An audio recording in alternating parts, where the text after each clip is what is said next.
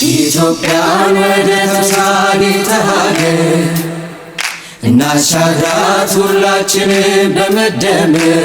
በትብብር ለኢትዮጵያ በኩል ብልጽግናን ተላላኪ አድርጎ ለመሳል ጥረት ተደርጓል።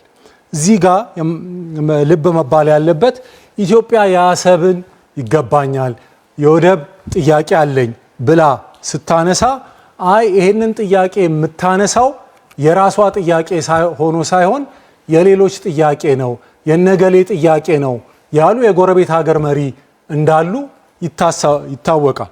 እና በዚህ መድረክ ላይ የሳቸውን ትርክት የሳቸውን ፕሮፓጋንዳ ሲስተጋባ ማየት በጣም ይገርማል።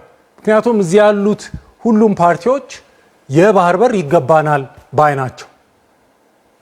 እንደ ተገዳዳሪዎቻችን እይታ ግን ይሄ ጥያቄ ራሱ የኛ አይደለም።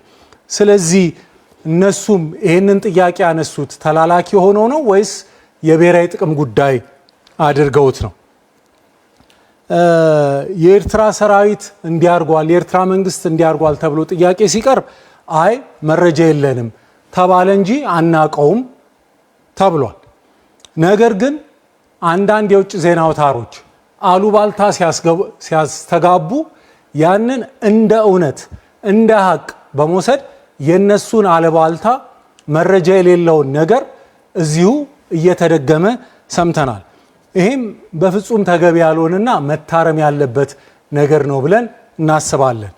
የኢዜማ ባልደረቦችና ተወካዮች እንደተናገሩት የውጭ ግንኙነት ጉዳይ የብሔራዊ ጥቅምና ደህንነት ጉዳይ 100% ፉክክር የሚደረግበት ጉዳይ አይደለም።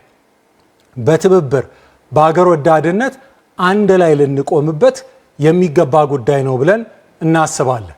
ስለዚህ የሚተች ነገር ካለ መተቸቱ እንደተጠበቀ ሆኖ ይሄ ታረም ይሄስተካከል እኛ ይሄ የተሻለ አማራጭ አለን ማለቱ እንደተጠበቀ ሆኖ የጠላትን ፕሮፓጋንዳ ግን እንደ ራሳችን የፖለቲካ መከራከሪያ አርገን ማስተጋባት ጠቃሚ ነው ብለን አናስብም።